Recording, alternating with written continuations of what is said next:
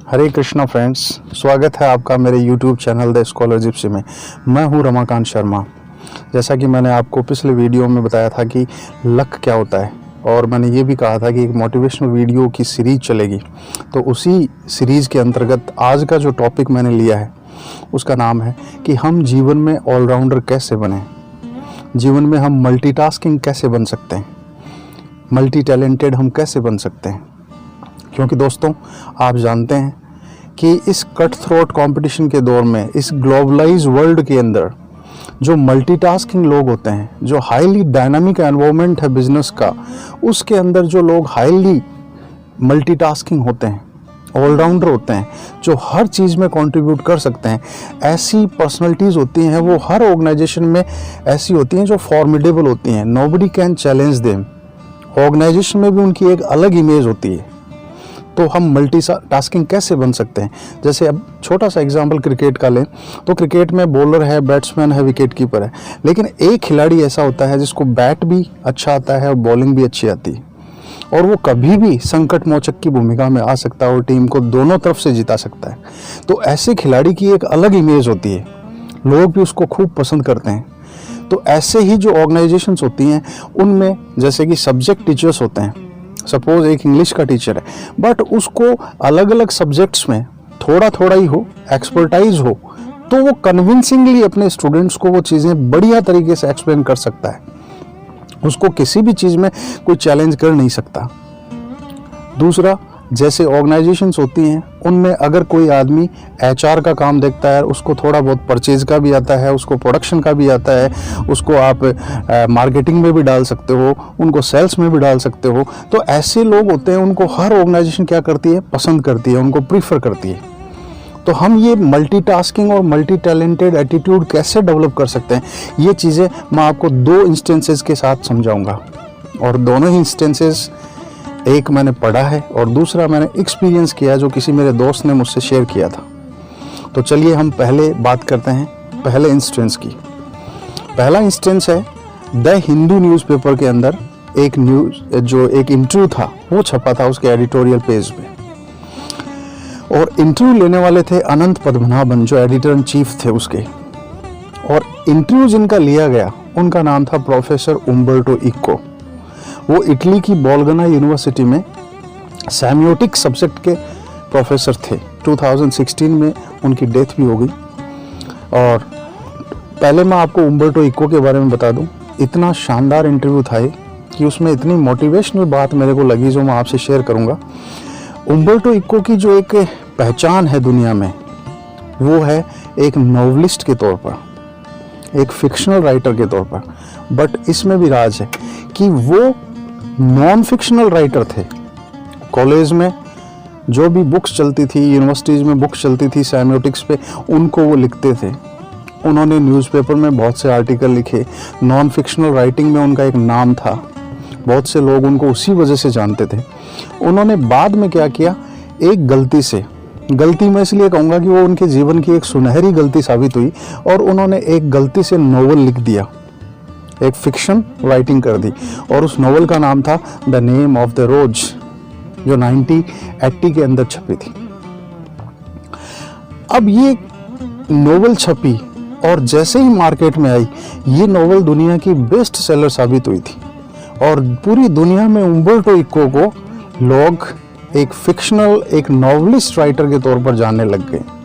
तो यही सवाल अनंत पद्मनाभन ने उनसे किया कि सर, आप इतने मल्टीटास्किंग कैसे हो सकते हैं। सबसे पहले हम आपकी नोवेल के बारे में बात करें तो आपने इतनी डिफ़िकल्ट थीम उस नोवेल की चूज़ करी, जिसमें 1350 का बैकग्राउंड था, इटली की एक किसी मोनास्ट्री का एक एग्जाम्पल था जिसमें एक मर्डर हो जाता है। उसमें बहुत से जो चर्च के पादरी होते हैं वो किसी चर्च के रिलेटेड डिस्प्यूट को सेटल करने के लिए आते हैं, वहाँ पर किसी एक का मर्डर हो जाता है।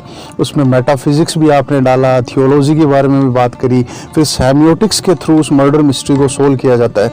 इतनी डिफ़िकल्ट प्लॉट आपने लिया, और जब आप बड़े बड़े पब्लिकेशन हाउसेज के पास गए उस नॉवल को लेके, तो सब ने कैटेगोरिकली रिजेक्ट कर दिया कि हम ये नॉवल बिल्कुल भी नहीं छापेंगे, क्योंकि उन्होंने कहा कि इतनी डिफ़िकल्ट थीम को कोई न तो समझेगा और न ही इसको कोई पसंद करेगा।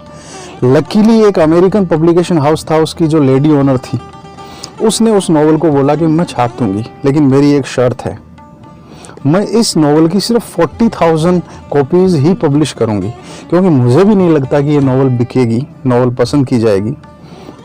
और जब वो नॉवल पब्लिश होकर मार्केट में आती है तो ये दुनिया की सबसे बेस्ट सेलर नॉवल बनती है। और वो बेस्ट सेलर नॉवल जिसके अलग अलग कंट्रीज़ की जो भाषाएं हैं उनमें अनुवाद हुआ और सारी दुनिया में उस नॉवल को पसंद किया गया। तो आप एक नॉवलिस्ट के तौर पर कैसे स्थापित हो गए?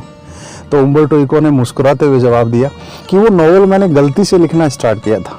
मैंने संडेज को वो नॉवल लिखना स्टार्ट किया, बाकी डेज में अपना यूनिवर्सिटी का और काम करता था, लेकिन हर संडे को मैं थोड़ा थोड़ा उसको लिखता था और वो नॉवल पूरी हो गई। तो फिर उसने बोला कि आपने इतने मल्टीटास्किंग टैलेंट के साथ ये काम किए कैसे, इतने सारी चीज़ें आप कैसे कर लेते हो? तो यहाँ पर उन्होंने बड़ा ही एक खूबसूरत आंसर दिया जो बहुत ही अपने जीवन में काम आने वाला है। उन्होंने कहा कि सपोज आज आपने मेरे से अपॉइंटमेंट लिया है मिलने का और मैंने आपको 9 बजे सुबह का टाइम दिया है, तो आप मेरे घर के सामने कार रोक के उतरते हो और मेरा घर 6th फ्लोर पे है, तो आप गाड़ी को पार्क करोगे, गाड़ी को लॉक करोगे, फिर मेरे घर की बेल बजाओगे, ऊपर आओगे, इतनी देर में आपको 7-8 मिनट का समय लगेगा ही लगेगा। तो मेरे पास चॉइस है कि या तो मैं वो 7 मिनट्स हैं उस दौरान 8 मिनट्स के दौरान मैं आपका वेट करूं या फिर मैं कोई प्रोडक्टिव काम करूं। तो जब तक आप मेरे दरवाजे की बेल बजाते हैं तब तक मैं एक आर्टिकल लिख चुका होता हूं और वो अगले दिन के न्यूज़पेपर के लिए जा चुका होता है। तो आप सोचिए, मैंने अपने जीवन में जो गैप्स मिलते हैं हमें लाइफ में, हर काम के बीच में जहाँ भी हम जाते हैं हमें इंटरवल्स मिलते हैं, गैप्स मिलते हैं, उनका हम कितना सदुपयोग करते हैं, टाइम का मैनेजमेंट हम कैसे करते हैं, वो ही एक आदमी को ऑलराउंडर बनाता है। मैंने अपनी लाइफ में ये इंटरवल्स, ये जो गैप्स हैं उनको बखूबी यूज़ किया है और इसी की वजह से मैं इतने सारे काम कर लेता हूँ, समय का सदुपयोग। तो दोस्तों, है ना बड़ी मोटिवेशनल बात कि हमारी लाइफ में भी हमें बहुत से ऐसा समय मिलता है जिसको हम गॉसिप्स में और भी चीज़ों में लगाते रहते हैं। मैं ये नहीं कह रहा आप भी ऐसा करें, लेकिन मैं हमेशा ये कहना चाहूँगा आपको कि आप ऐसा काम करें जो आपकी पर्सनैलिटी को तो एनहांस करता ही करता है, आपकी क्रिएटिविटी को भी एनहांस करता हो, जो आपकी क्रिएटिव कॉग्निटिव कैपेसिटीज़ हैं उनको सेटिस्फाई करता हो।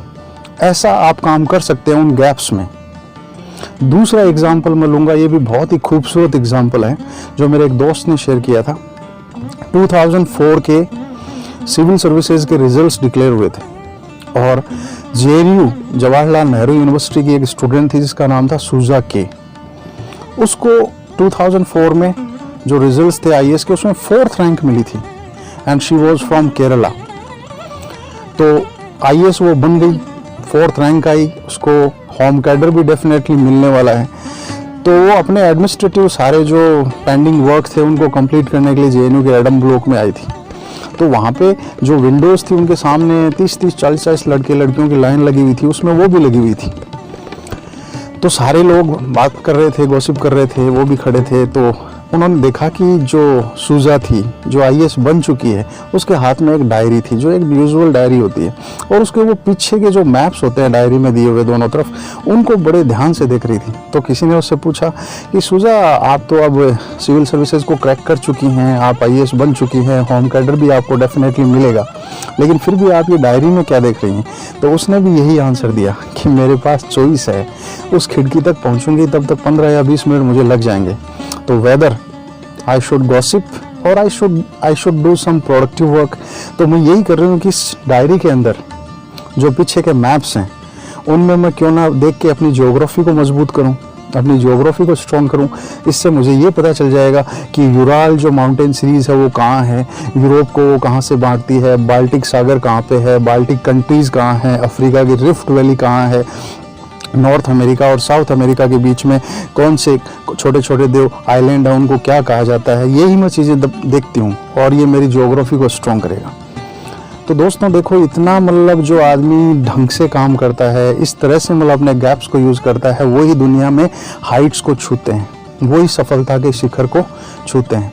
तो ऑलराउंडर बनने के लिए ये सबसे बड़ा फंडा है कि हम इंटरवल्स को, गैप्स को, टाइम को बहुत अच्छे से मैनेज करें। ऑलराउंडर बनने के और भी कई फार्मूलाज हैं जो मैं इसमें नहीं डाल रहा, मैं सिर्फ इसी चीज़ पे बात करूँगा कि we have to use our time. जो गैप्स हमको मिलते हैं उनको प्रॉपर वे में यूज़ करना, ताकि हम अपने लाइफ में एक अच्छा मुकाम हासिल कर सकें। उम्मीद है आपको आज का मैसेज अच्छे से कन्वे हुआ होगा, ये पसंद आई होगी आपको वीडियो, और पसंद आई है तो प्लीज़ लाइक करिए, कमेंट करिए और मुझे बताइए कि इसमें आपको क्या अच्छा लगा, और आगे आप मुझसे कैसे वीडियोस की अपेक्षा करते हैं वो भी मुझे बताइएगा। और मेरी मेहनत का प्रतिफल दीजिए, मेरे चैनल को शेयर करें और सब्सक्राइब करें। इन्हीं उम्मीदों के साथ मैं रमाकांत शर्मा आपसे आज्ञा चाहूँगा। आपने मेरी बातों को बड़े ध्यान से सुना, उसके लिए मैं बहुत बहुत अनुग्रहित हूँ। Hare Krishna. Thank you very much.